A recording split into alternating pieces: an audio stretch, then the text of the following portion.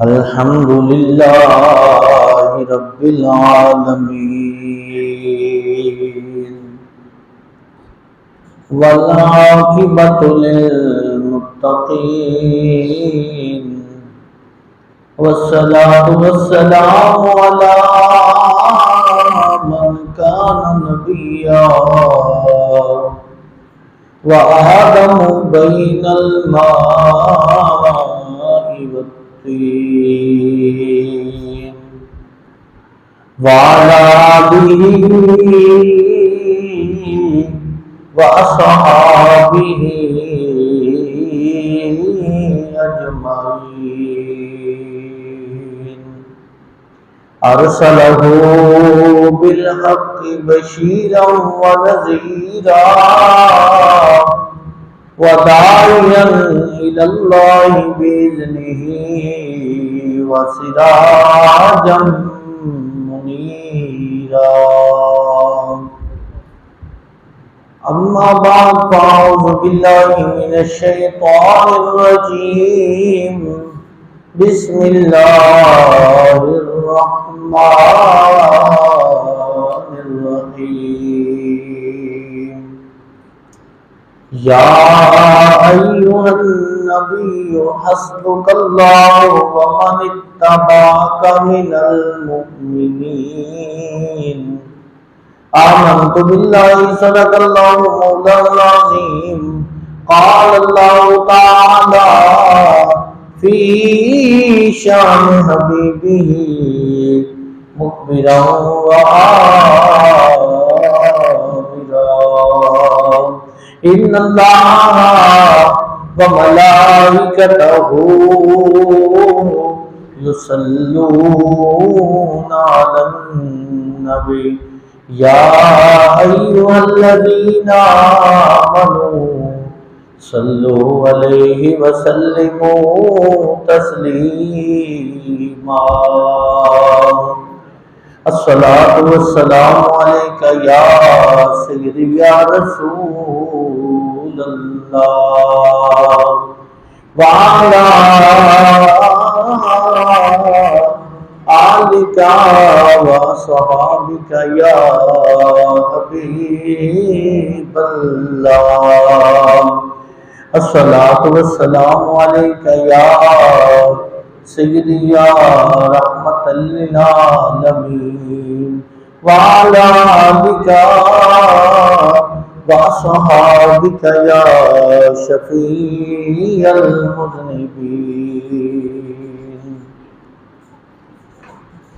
رسول خدا تاجداروں میں چمکے. رسول خدا تاجداروں میں چمکے. محمد اکیلے ہزاروں میں چمکے. رسول خدا تاجداروں میں چمکے. محمد اکیلے ہزاروں میں چمکے. کوئی چاند چمکے ستاروں میں جیسے. کوئی چاند چمکے ستاروں میں جیسے. نبی اس طرح چار یاروں میں چمکے.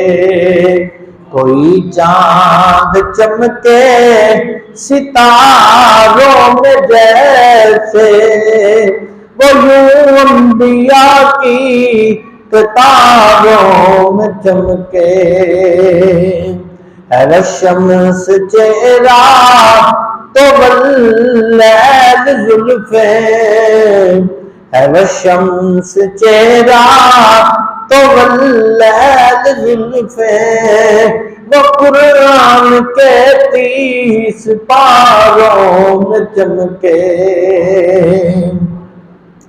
ہدایت کتاب صحابہ سارے ہدایت کے تارے صحابہ سارے وہ غاروں میں چمکے مزاروں میں چمکے کوئی چاند چمکے ستاروں میں جیسے نبی اس طرح چار یاروں میں چمکے۔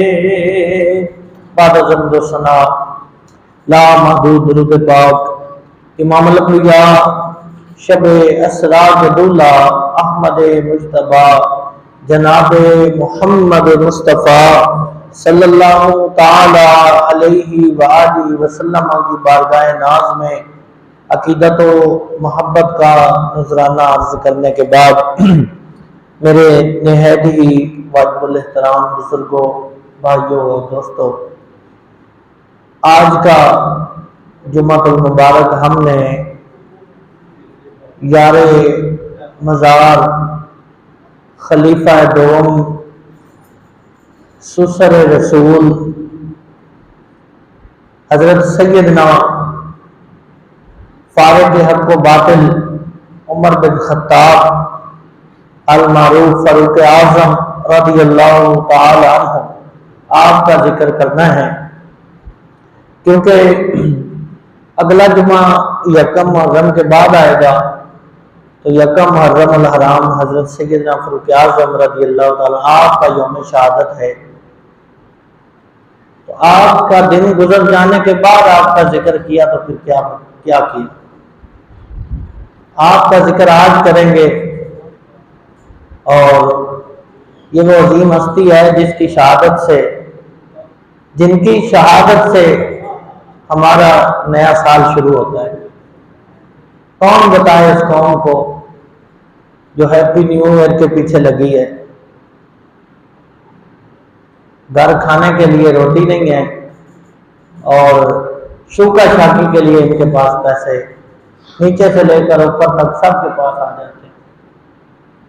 جس ملک کا خزانہ خالی ہو اس ملک میں ہیپی نیو ایئر کے نام پہ ایک ایک جگہ پہ 5-5 کروڑ کی آتش بازی کی جاتی ہو، ان کو کیا پتا کہ مسلمانوں کا سال کب شروع ہوتا ہے؟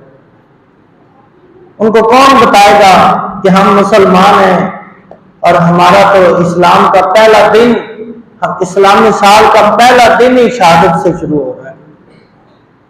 سیدنا فاروق اعظم رضی اللہ تعالی عنہ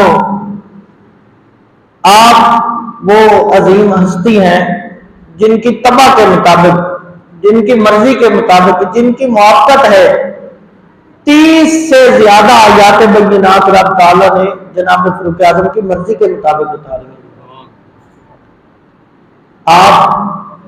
آپ بڑے جلالی تھے، آپ کو جب اسلام کے بارے میں کوئی بات کرتا تو پھر آپ کو بڑا غصہ آتا تھا۔ نبی پاک علیہ السلام سے پیار کیا تو پھر اپنا سب کچھ قربان کر دیا۔ نبی پاک علیہ السلام کی خدمت میں جب آئے تو رب تعالیٰ نے قرآن کی آیت نازل فرما دی۔ اللہ تعالیٰ نے فرمایا یا ایھا النبی حسبک اللہ ومن اتبعک من المؤمنین۔ محبوب اب پریشان نہیں ہونا، کیوں؟ آپ نے دعا مانگ کے عمر لیا تھا، عمر آ گیا، بس اب آپ کا رب آپ کے لیے کافی ہے، اور یہ جو مومن ہیں یہ آپ کے لیے کافی ہے۔ یہ آیت سیدنا فاروق اعظم کی شان میں نازل ہوئی تھی۔ 39 لوگ ایمان لا چکے تھے، لیکن چھپ چھپا کے عبادت ہوتی تھی۔ مصلحت کتاب حضور نہیں چاہتے تھے کہ جن لوگوں نے میرا کلمہ پڑھا ہے ان کو آتے ہی کسی امتحان میں ڈال دیا جائے۔ نبی پاک علیہ السلام کی مرضی یہ تھی کہ میرے غلاموں پہ کوئی ظلم نہ کرے، لیکن حق کا راستہ جب چنے تو پھر ظلم اور کانٹے تو آتے ہیں، پھر سب سے پہلے ہمارے آقا اور مولا نے ان کانٹوں کا سامنا کیا۔ اور قیامت تک آنے والے لوگوں کو بتا دیا کہ میں سارے نبیوں کا امام ہوں، میرے دل میں بھی خیال آئے تو رب اس کو میری مرضی بنا کے پورا کر دیتا ہے۔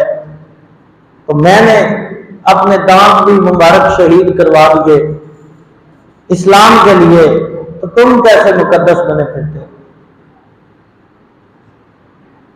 آج بڑے بڑے جن کو عزتیں اسلام کی وجہ سے ملی ہیں وہ کہتے ہیں جی ہم تو بڑے صوفی ہیں، تو صوفی تو کسی کو کہتا ہی کچھ نہیں ہے۔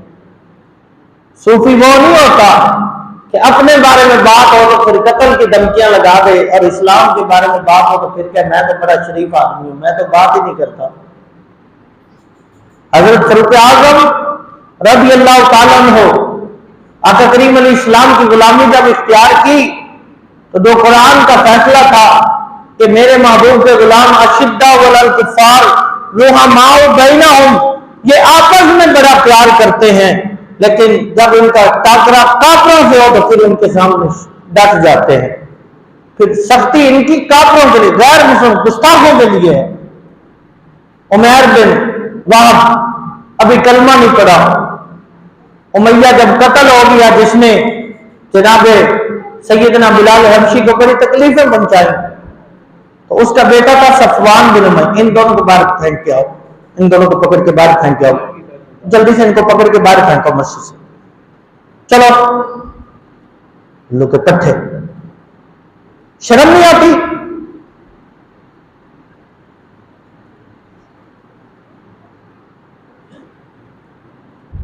صفوان امیہ کا بیٹا تھا، اس نے پیسے دیے عمیر کو، بعد میں تو وہ حضور کے غلام بن گئے عمیر بن وہب، لیکن جب بدر کا مارکا ہوا تو عمیر بن وہب کا بیٹا بھی حضور کے صحابہ کے قید میں آ گیا، تو صفوان کا باپ مر گیا امیہ، تو صفوان نے کہا کہ میں سردار کا بیٹا ہوں، تم جا نعوذ باللہ محمد عربی کے اوپر جا کے حملہ کر، تیرے بچے میرے بچوں کی طرح عیش و عشرت کی زندگی گزاریں گے، جیسے میں سردار کا بیٹا ہوں، جیسے میری اولاد رہتی ہے ایسے تیری اولاد رہے گی۔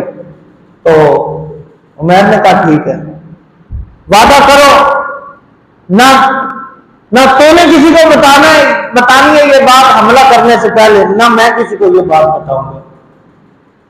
اب عمیر بن وہب چل پڑا، تلوار لی ہے۔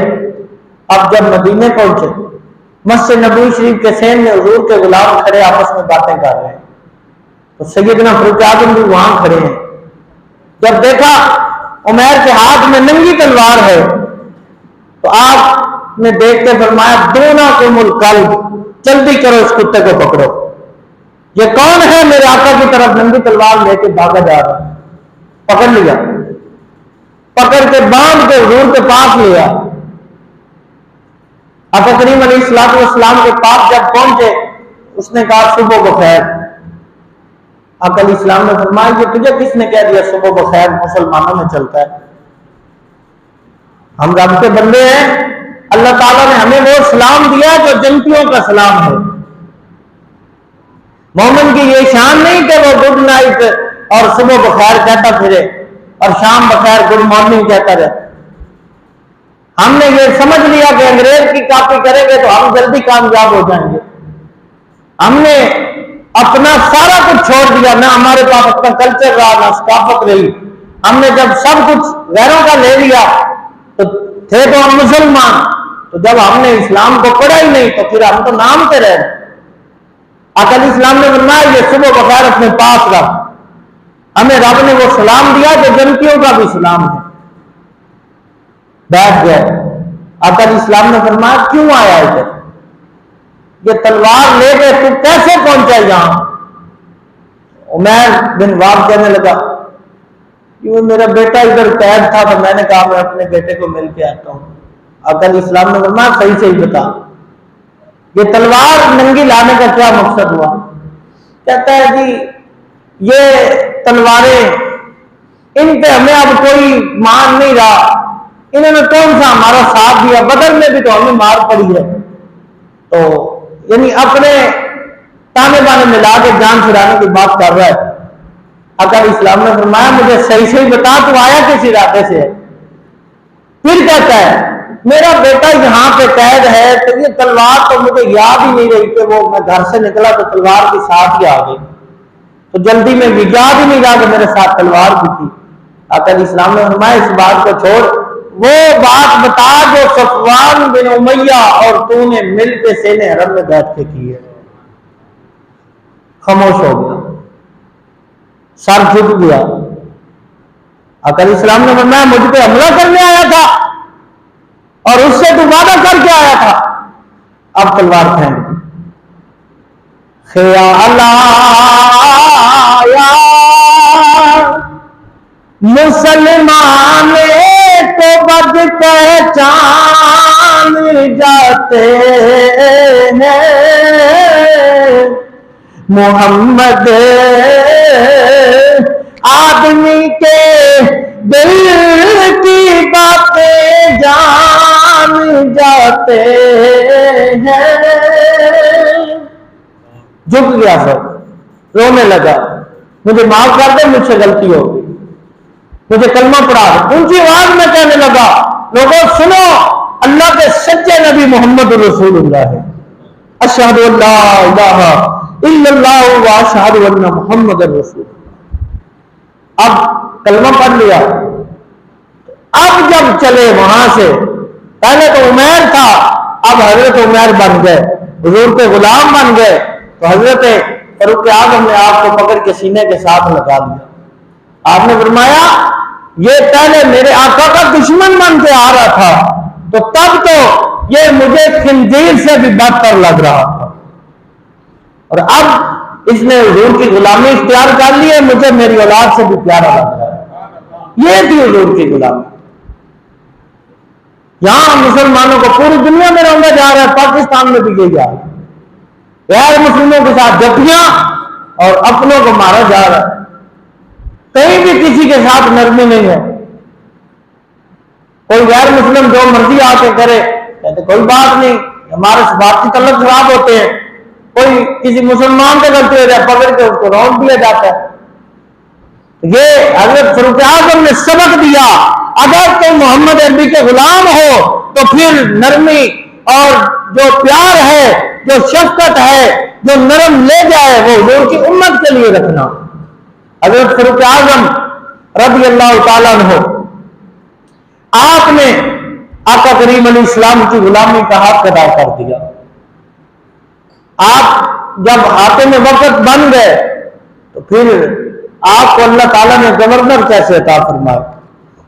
حضرت سیدنا فاروق اعظم رضی اللہ تعالیٰ عنہ، آپ کے پاس شکایت آئی کہ ایک جو آپ نے گورنر لگایا ہمس کا گورنر سعید بن عامر الجمحی رضی اللہ تعالیٰ عنہ، اس کی جی 4 شکایتیں ہیں، ان کو آپ بلا کے پوچھیں کہ یہ غلطیاں وہ کیوں کر رہے ہیں۔ حضرت فاروق اعظم نے خط لکھا، ہمس کے گورنر کو خط پہنچا، تو آپ نے فرمایا جلدی جلدی مدینہ شریف پہنچنا ہے میرے پاس۔ تو اب حضرت سعید بن عامر الجمحی رضی اللہ تعالیٰ عنہ یمن سے چلے، ہمس سے پیدل چلے، مدینہ شریف آ گئے۔ مسجد نبوی شریف میں جب داخل ہوئے تو حضرت فاروق اعظم مصلی پہ بیٹھے تھے۔ آپ نے ایسے دیکھا، دیکھ کے فرمایا میری آنکھیں دھوکہ کھا رہی ہیں یا سعید بن عامر الجمحی آیا ہے؟ تو قریب آ گئے، عرض کی حضور میں ہی ہوں سعید بن عامر الجمحی۔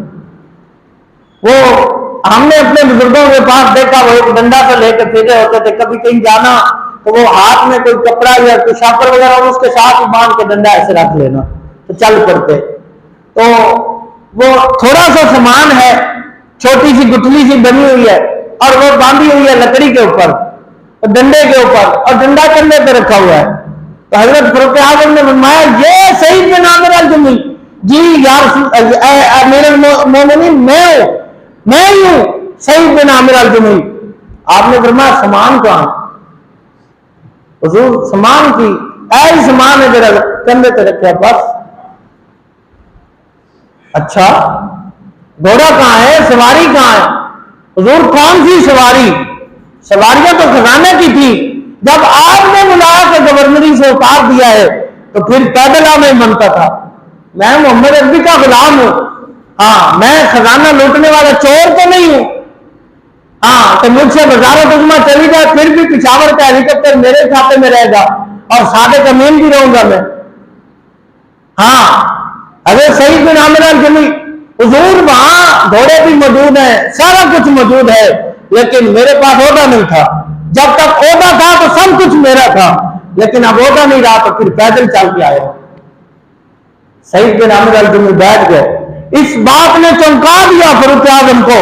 آپ ایسے سیدھے ہو کے بیٹھ گئے کہ بندہ بڑے کام کا لگتا ہے. آپ نے فرمایا تیری پہلی شکایت یہ آئی ہے, بتا کہ تو فجر کی نماز پہلے تو فجر کے فوراً بعد بیٹھ کے لوگوں کے مسائل سنتا تھا, اب لوگ بتا رہے ہیں کہ یہ فجر کی نماز پڑھتا ہے اور گھر چلا جاتا ہے, پھر اشراق بھی گزر جاتی, پھر چائے بھی گزر, پھر اس کے بعد آتا ہے. اور دوسری شکایت یہ ہے کہ یہ پہلے پورا ہفتہ ملتا تھا, اب ہفتے میں ایک دن غائب رہتا ہے. اور تیسری شکایت یہ ہے کہ پہلے تو یہ دن رات ملتا تھا, اب صرف دن کو ملتا ہے, رات کو نہیں ملتا. اور چوتھی شکایت یہ ہے اس کو نماز میں مرغی کا دورہ پڑتا ہے. تو بتا ان 4 سوالوں کا تیرے پاس جواب کیا ہے؟ حضرت سعید بن عامر الجمحی رونے لگ گئے.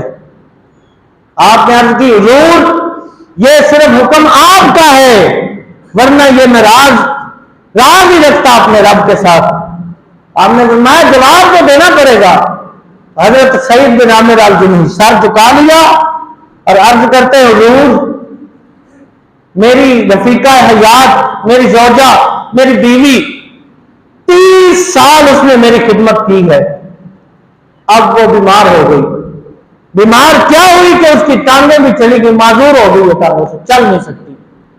تو حضور فجر کی نماز پڑھتا ہوں تو گھر چلا جاتا ہوں. جس میری محبوبہ بیوی نے 30 سال میری خدمت کی ہے, اس حال میں اسے کیسے پھینک دوں؟ جاتا ہوں, کھانا بناتا ہوں, کھانا بنا کے اس کو کھلاتا ہوں اور اس کی پاکی ناپاکی کے اسباب مکمل کرتا ہوں, تو تب تک چاش کا ٹائم گزر چکا ہوتا ہے, پھر آ کے بیٹھ جاتا ہوں. تو اس کا بھی تو میں نے جواب دینا ہے, جس نے اپنی ساری زندگی میرے نام لگا دی, اب اگر وہ بیمار ہو گئی ہے تو اس کو کیسے پھینک دوں؟ حضرت فاروق اعظم کی آنکھوں سے آنسو جاری ہو گئے اور ساتھ ہی ساتھ دل میں بات ہے, یا اللہ تیرا شکر ہے کیسا تو نے مجھے گورنر عطا فرمایا ہے. جب اوپر فاروق اعظم ہو تو پھر نیچے گورنر بھی تو ایسے ہی ہوں گے. جب اوپر ڈاکو چور لٹیرے ہوں تو پھر نیچے کیسے امن ہو سکتا ہے؟ بارش جب برستی ہے تو گند چھت پہ پڑا تو پرنالے سے گند ہی نیچے آتا ہے. فاروق اعظم نے دوسرا سوال کیا تو حضرت سعید بن عامر الجمحی آپ نے عرض کی حضور بڑا غریب ہوں, ایک ہی تو سوٹ ہے, یہ جو ہفتے میں ایک بار غائب رہتا ہوں تو بیوی کا سوٹ پہن کے اپنا دھو لیتا ہوں, تو جب تک وہ خشک نہیں ہوتا اندر بیٹھا رہتا ہوں. یہ ہے مسلمانوں کے حکمرانوں کی تاریخ. یہاں ہم اگر ذکر کریں گے مولوی سیاسی ہو گئے جی ووٹ مانگتے ہیں, ہم ووٹ نہیں مانگتے, لیکن ہم یہ کہتے ہیں کہ جن کی سپورٹ آپ کر رہے ہیں قبر میں بھی آپ نے جواب دینا ہے, حشر میں بھی, اور وہاں جا کے بتانا ہے کہ یا اللہ ہم نے ظالموں کو ہم نے مضبوط کیا, ہمیں پتا تھا یہ چور ہیں, یہ ڈاکو ہیں, یہ لٹیرے ہیں, ہم نے پھر ووٹ دیا, ان کو پھر خزانے کے اوپر بٹھا دیا. یہ سب نے جواب دینا ہے جس نے ووٹ دیا. حضرت فاروق اعظم کی جیسے جسم سے جان ہی نکل گئی ہو, تڑپ کے روئے کہ یہ گورنر ہے اور ایک سوٹ وہ بھی پھٹا پرانا. حضرت فاروق اعظم نے فرمایا اچھا تو دن کو ملتا ہے, رات کو کیوں نہیں ملتا؟ تو پھر حضرت سعید بن عامر کہنے لگے, عرض کی حضور یہ دیکھیں پہلے وال کالے سن تے ہون ہو گئے چٹے, ہاں اٹھ فریدا ستیا تے داڑھی آ گیا دور, ہاں پیچھا رہ گیا, اگا رہ گیا نیڑے تے پیچھا رہ گیا دور. مجھے نیند نہیں آتی دن رات سکون ہی نہیں ملتا. عمر یہ داڑھی جب سے سفید ہوئی ہے ایک ہی بات دماغ میں لگی ہے, سعید تو نے مرنا ہے, تو نے اپنے رب کے سامنے جانا ہے. تو اے عمر فاروق, میں دن کو تو مخلوق کی باتیں سنتا ہوں لیکن رات کو مصلی خالق کے سامنے بچھا لیتا ہوں, ساری رات معافیاں مانگتا ہوں کہ میرے مولا مہربانی کرنا, میں نے 40 سال کی عمر کے بعد کلمہ پڑھا اور تیرے محبوب کی غلامی اختیار کی, میری پہلی خطاؤں کی وجہ سے پکڑ نہ لینا. حالانکہ یہ حضور کا فرمان ہے کہ جس نے کلمہ پڑھ لیا رب نے پچھلے سارے گناہ معاف کر دیے. اس کے باوجود حضور کے غلام رب کے خوف سے اتنا ڈرتے تھے. جن کی بیٹیاں کشمیر میں فلسطین میں لٹ رہی ہوں وہ آتش بازی کر سکتے, کس منہ سے آتش بازی کرتے ہیں؟ کشمیر کی بیٹیوں پہ ظلم ہو رہا ہوتا ہے اور پاکستان میں شادیوں میں بجائے جا رہے ہوتے ہیں اور امت کے لاکھوں روپے لٹا کے کرکٹ کے میچ کروائے جا رہے ہوتے ہیں. ان کو کون بتائے کہ مسلمانوں کے حکمران تو یہ تھے. اور چوتھا سوال جب کیا کہ یہ لوگ جو کہہ رہے ہیں کہ نماز میں آپ کو اس طرح کوئی حالت ہو جاتی, کیفیت کیوں ہوتی ہے, تو حضرت سعید بن عامر نے عرض کی حضور جب آپ نبی پاک علیہ السلام ہجرت فرما کے مدینہ شریف آ گئے تھے تو پھر مکہ شریف میں حضرت خبیب بن عدی حضور کے اکیلے غلام 25,000 لوگوں کے ہاتھ میں لگ گئے اور 25,000 لوگوں نے حضرت خبیب بن عدی کو لٹکا دیا اور پھر سب نے مارا, جس کے ہاتھ میں جو آیا اس نے مارا. اور حضور میں اس وقت میں نے کلمہ نہیں پڑھا تھا, میں پاس کھڑا دیکھ رہا تھا, میں نے اپنی آنکھوں سے دیکھا کہ خبیب بن عدی کا کوئی جسم کاٹ رہا ہے, کوئی کینچی کے ساتھ, کوئی چھری کے ساتھ, کوئی تیر کے ساتھ, کوئی تلوار کے ساتھ, اور حضرت خبیب بن عدی کی زبان تک انہوں نے کاٹ دی اور 25,000 لوگوں نے جسم کے ٹکڑے کر دیے. اے امیر المومنین, میں جس حالت میں مرضی جا رہا ہوں, جب مجھے خبیب بن عدی کی یاد آتی ہے تو پھر اپنا آپ یاد نہیں رہتا. حضرت فاروق اعظم رضی اللہ تعالیٰ, آپ نے چاروں باتیں سن لی. آپ نے فرمایا اچھا آپ کو بحال کیا, جائیں آپ گورنر آپ ہی رہیں گے.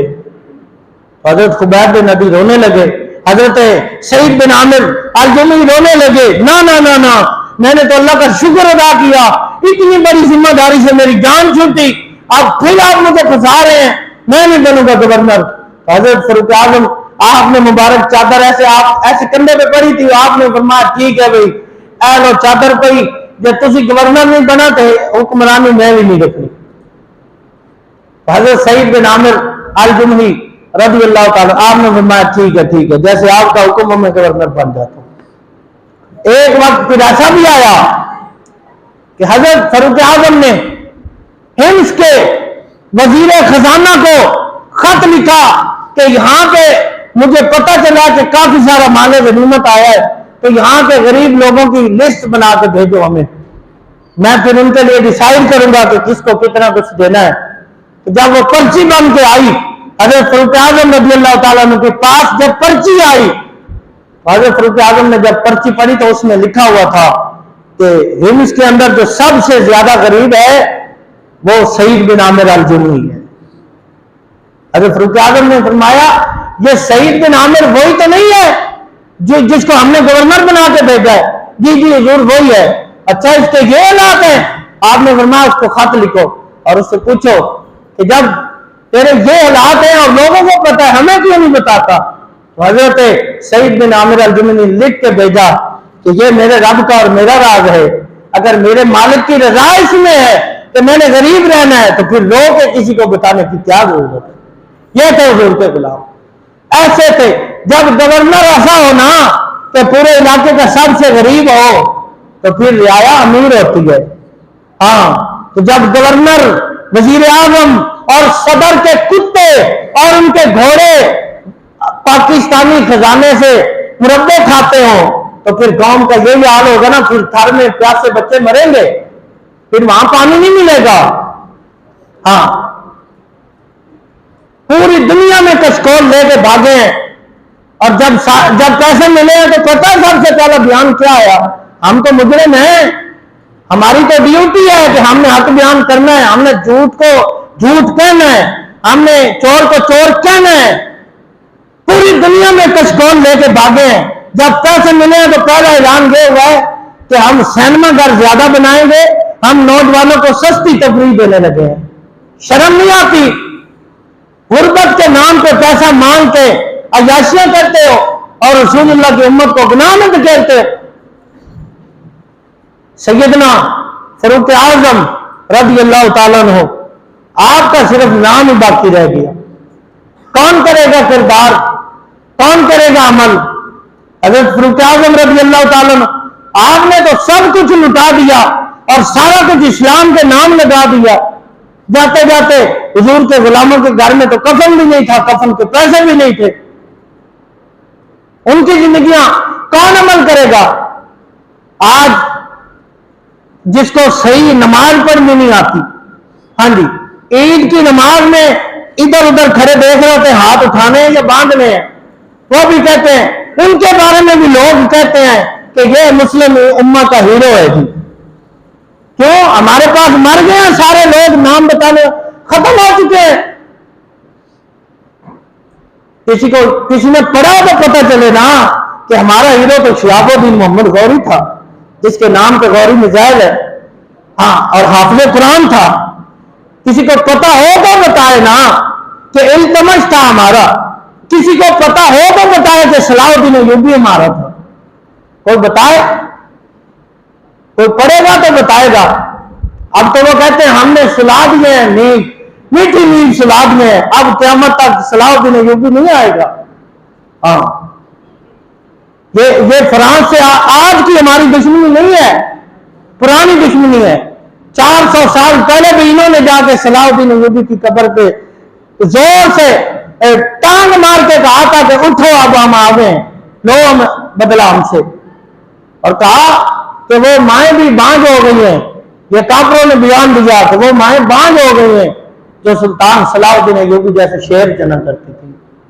یہ جواب کس نے دینا ہے؟ ہم نے اپنے کردار سے دینا ہے، اپنی گفتار سے دینا ہے، اور ہم نے یہ دکھانا ہے کہ ہم محمد عربی کے غلام ہیں. دین کے خلاف باتیں ہوتی رہتی ہیں، کوئی بولتا ہی نہیں، بالکل سناٹا چھا گیا ہے. بس ایسی مولویوں کی ڈیوٹی. ایک بندہ بار بار حضرت معاذ بن جبل کے پاس آئے، یمن کے گورنر تھے آپ، ایک بندہ بار بار آ کے کہے جی آپ کہتے ہیں اللہ تعالیٰ کا جسم نہیں، قرآن کہتا ہے ید اللہ فوق ایدیہم ہے کہ اللہ کے ہاتھ ہیں، تو وہ اس طرح کی باتیں کرتا رہے. آپ نے خط لکھا، حضرت فاروق اعظم کو خط لکھا کہ ایک بندہ ہے وہ لوگوں میں شکوک و شبہات کی بنا پہ ایمان پہ حملہ کر رہا ہے. وہ کہتا ہے اللہ کے ہاتھ ہیں، قرآن میں لکھا ید اللہ فوق ایدیہم ہے، اللہ نے قرآن میں اپنی پنڈلی کا ذکر کیا ہے، تو تم کیسے کہتے ہو اللہ جسم سے پاک ہے؟ تو حضرت فاروق اعظم نے فرمایا کہ اس کو مدینہ شریف میرے پاس بھیجو، اس کو میرے پاس بھیجو. اور آپ نے جب بلا لیا، اب وہ جب مسجد نبوی شریف میں داخل ہوا، حضرت فاروق اعظم نے یہ نہیں کہا کہ اس کو سائڈ پہ لے جاؤ اور اس کو سمجھاؤ. آپ نے فرمایا اس کو میرے پاس لے کے آؤ. جب پاس آ گیا آپ نے فرمایا تو یہ باتیں کرتا ہے؟ اس نے کہا ہاں جی میں کرتا ہوں. آپ نے فرمایا اے لمیا پاؤ. ہاں جی، آپ نے فرمایا لمیا پاؤ، یہ رب کے خلاف زبان درازی کرتا ہے تو سادے کلمہ پڑھن کا کی فائدہ ہوا؟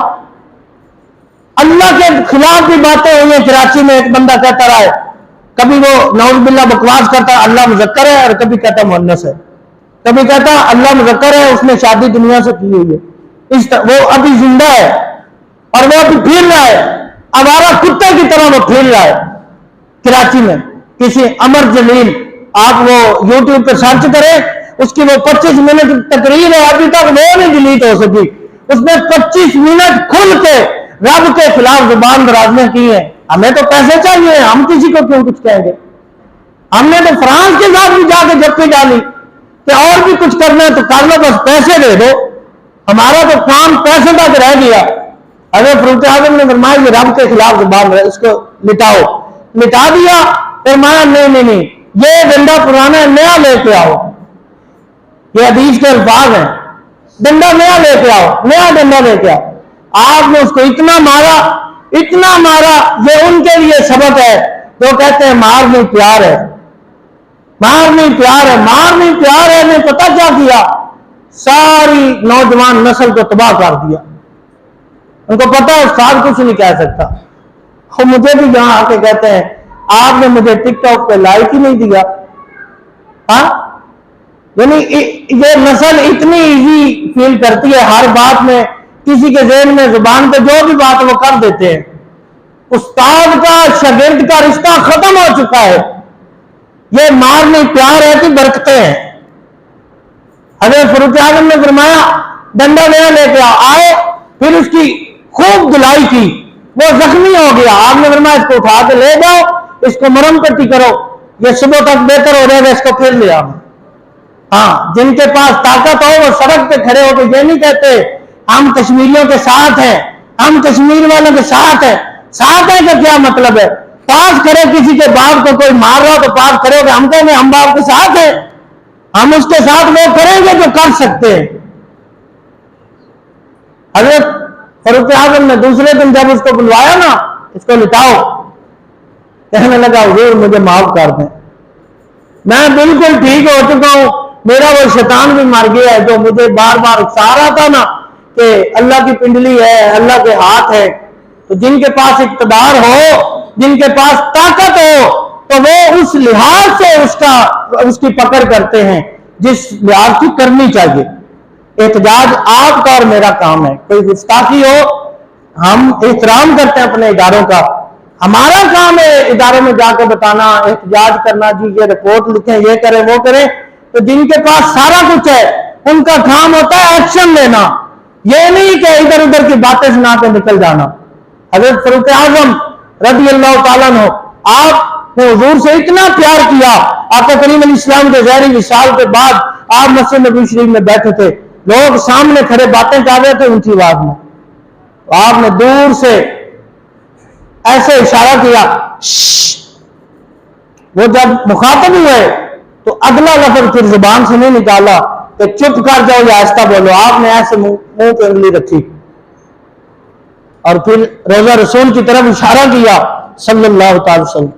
اور اس اشارے میں سبق یہ تھا کہ تم رسول اللہ کے سامنے کھڑے ہو اور اونچی آواز میں باتیں کیے جا رہے ہو، تمہیں پتہ نہیں رب کا حکم ہے میرے محبوب کے سامنے جب بھی آؤ تو پھر اپنی آواز کو پست رکھو، اونچا بولو گے تمہارے سارے اعمال ضائع کر دیے جائیں گے. یہ حضرت فاروق اعظم نے ایک سبق یہ بھی دیا کہ رسول اللہ کے بارے میں قیامت تک عقیدہ یہ رکھنا ہے کہ ہمارے آقا و مولا گنبد خضرا میں حاضر ہیں اور ہمیں دیکھ رہے ہیں. ہاں، آپ تو تلوار لے کے آگے تھے، آپ نے فرمایا جس نے یہ کہہ دیا کہ ہمارے آقا و مولا پر موت طاری ہو گئی ہے تو عمر اس کے جسم کے ٹکڑے کر کے رکھ دے گا. ہاں، یہ تو رسول اللہ کا اپنا فرمان ہے کہ انبیاء کو موت آئے گی، لیکن ایک اجل اور ایک تھوڑی سی گھڑی کے لیے ہے. اللہ کے سارے نبی اپنے مزارات میں زندہ ہیں. اور ہم نے یہ کافی علماء سے سنا ہوا بھی ہے آپ لوگوں نے کہ حضور جب مسجد اقصی میں گئے معراج والی رات تو وہاں سارے نبیوں کو امامت کروائی.